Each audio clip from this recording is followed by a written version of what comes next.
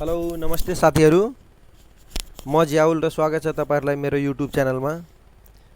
साथी आजको यो भिडियोमा म तपाईहरुलाई बताउन गइरहेको छु यो ई सेवा जुन हुन्छ नि, ई सेवा अकाउन्ट जुन हुन्छ त्यसमा बैलेन्स कसरी लोड गर्ने। हेर्नु म यहाँ ई सेवा ओपन गरेर राखेछु, खोलेर राखेछु अनि यहाँ मेरो यहाँ ई सेवा अकाउन्टमा मेरो 180 रुपैयाँ यहाँ देखाइरहेछ बैलेन्समा।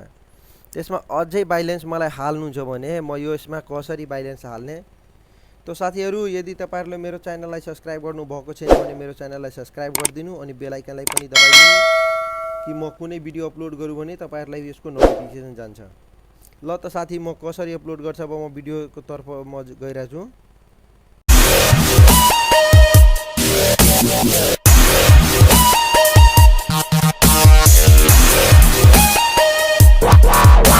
सबभन्दा पहिला के गर्ने त ई सेवा अकाउन्ट यो ओपन गरेर अनि यहाँ माथिमा हेर्नु यहाँ बैलेन्स भन्दा तल यहाँ दिएछ लोड मनी भनेर यसमा क्लिक गर्ने।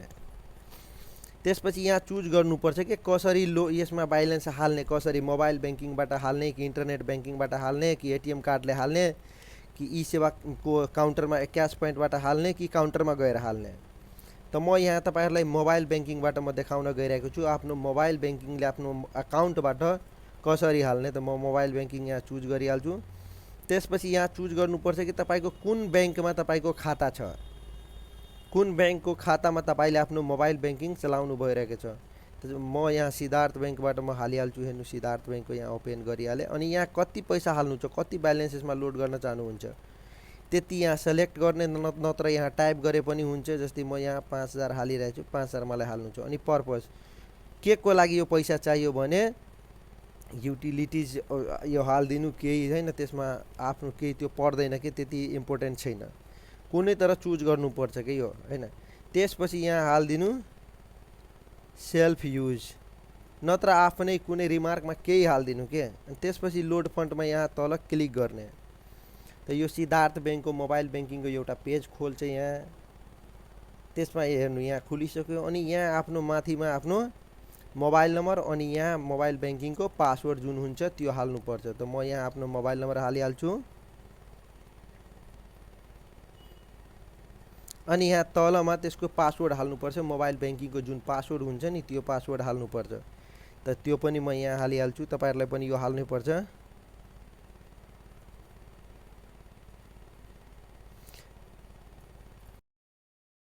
ल साथीहरु हेर्नु यहाँ मैले पासवर्ड पनि हालिदिसके।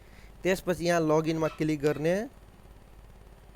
म लगइनमा क्लिक गरिहाल्छु।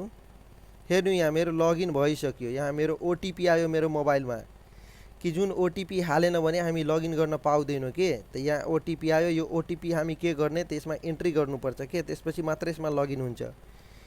922413 यहाँ ओटीपीमा आएछ के। त यसरी यहाँ हाल्ने 922413 यहाँ म हालिदिएँ ओटीपी। त्यसपछि यहाँ पेमेन्ट गर्न पुछिरहेछ, पे गर्न, अनि यहाँ म पे गर्ने। ल पेमा क्लिक गरिदिएँ। हेर्नु यहाँ राउन्ड, हेर्नु यहाँ मेरो सक्सेसफुल आइसक्यो।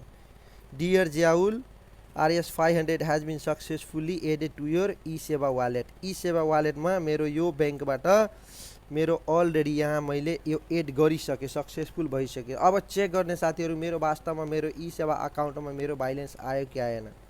त यसरी लोड गरेपछि कुनै बेला के हुन्छ कि 2 मिनेट भित्र ई सेवा अकाउन्टमा यसको बैलेन्स आइहाल्छ, कुनै बेला 10 मिनेटसम्म लाग्छ के। त म अहिले चेक गर्छु मेरो आएको छ कि आएछ नि। यहाँ तल मेरो देखाइरहेछ यो ई सेवा करेन्ट बैलेन्स भनेर 5180 भनेर, पहिला 180 थियो अहिले 5180 देखाइरहेछ। त म यहाँ ई सेवा अकाउन्टमा यहाँ गइहाल्छु ब्याक गरेर। यो मेसेज ओपन भइसक्यो। यहाँ हेर्नु ई सेवा अकाउन्टमा यहाँ म ब्याक गरेर आइहाल्छु। यहाँ हेर्नु मेरो बैलेन्स यहाँ लोड भइसकेछ, यहाँ आइहाल्यो 5180 बैलेन्स भयो। त यसरी साथीहरु यदि तपाईहरुलाई पनि यो बैलेन्स लोड गर्नु छ भने यो भिडियोमा मैले जुन हिसाबले बताएको छु त्यो हिसाबले पनि तपाईहरुले बैलेन्स लोड गर्न सक्नुहुन्छ। यदि मोबाइल बैंकिङ छैन भने इन्टरनेट बैंकिङमा क्लिक गरेर त्यस्तै लगइन यो युजर आइडी एन्ड पासवर्ड हालेर लगइन गरेर त्यहाँबाट पनि गर्न सक्नुहुन्छ। नत्र कुनै काउन्टर छ भने जस्तै अब ई सेवाको काउन्टरहरू जुन हुन्छ, अफिसहरू जुन खुलेछ ब्रान्चहरू सबै ठाउँमा, त्यहाँ गएर पनि तपाईहरु भन्नुहुन्छ आफ्नो यो ई सेवा आइडी दिनुहुन्छ जुन मोबाइल नम्बर या नाम जे आइडी बनाउनु भएको छ त्यो दियो भने त्यहाँबाट पनि लोड गर्न मिल्छ। त ल साथीहरू, आजको यो भिडियोमा यति नै। यदि तपाईँहरूलाई यो भिडियो राम्रो लागेछ भने यो मेरो भिडियोलाई लाइक गरिदिनु होला अनि सेयर गरिदिनु होला। अनि तपाईँले मेरो च्यानललाई सब्सक्राइब गर्नुभएको छैन भने मेरो च्यानललाई अहिले सब्सक्राइब गरिदिनु होला। ल त साथीहरू, धन्यवाद। अब अर्को भिडियोमा भेट्छु है।